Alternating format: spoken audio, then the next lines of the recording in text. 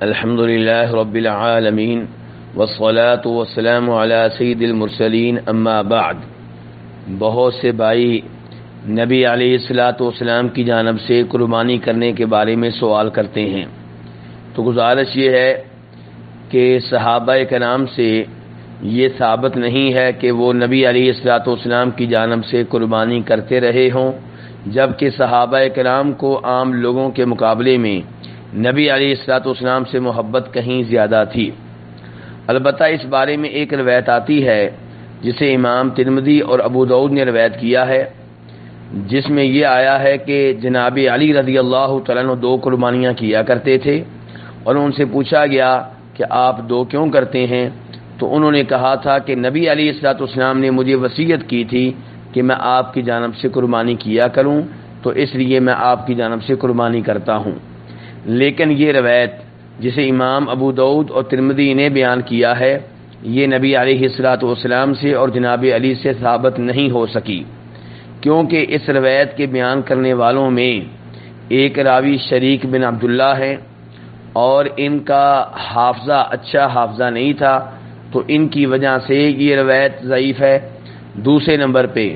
اس میں ایک راوی ہے حنش ابن المعتمر الصنعانی، اس کو بھی عام طور پہ علماء کرام نے ضعیف قرار دیا ہے۔ اور تیسرے نمبر پہ اس پہ ایک راوی ہے ابو الحسنہ، یہ مجہول ہے، نامعلوم ہے، اس کے حافظے کے بارے میں، اس کی امانت و دیانت کے بارے میں معلومات نہیں مل سکیں، تو نامعلوم آدمی کی روایت پہ اعتبار نہیں کیا جا سکتا۔ تو ان 3 راویوں کی بنیاد پہ یہ روایت ضعیف قرار پاتی ہے، جیسا کہ شیخ البانی رحمہ اللہ نے واضح کیا ہے۔ اس لیے صحابہ کرام سے یہ ثابت نہیں ہے کسی صحیح سند کے ساتھ کہ وہ نبی علیہ الصلاۃ والسلام کی جانب سے قربانی کرتے ہوں۔ اس لیے ہمیں اس عمل سے دور رہنا چاہیے، اور ہمیں یہ بات معلوم ہونی چاہیے کہ ہم جو بھی عمرہ کرتے ہیں، جو بھی حج کرتے ہیں، جو بھی قربانی کرتے ہیں، جو بھی نماز پڑھتے ہیں، جو بھی تلاوت کرتے ہیں، اس کا ثواب نبی علیہ الصلاۃ والسلام کو اس وجہ سے ملتا ہے کیونکہ یہ خیر کے کام آپ ہی نے ہمیں بتائے ہیں، آپ ہی نے ہمیں سکھائے ہیں، اور آپ ہی نے یہ اصول بھی بیان کیا ہے کہ من دل علی خیر کفاعلہ، جو کسی کو خیر کا کام بتائے،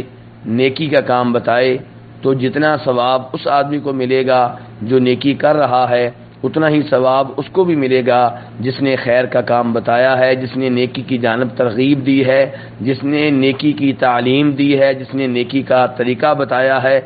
تو اس لیے نبی علیہ الصلاۃ والسلام نے ہر خیر کا کام ہمیں بتایا ہے، تو آپ کو ہماری تلاوت کا، ہماری قربانی کا، ہمارے حج کا، ہمارے عمرے کا ثواب ملتا ہے۔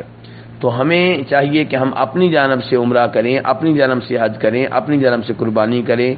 نبی علیہ الصلاۃ والسلام کو ثواب مل جائے گا۔ واللہ تعالی اعلم۔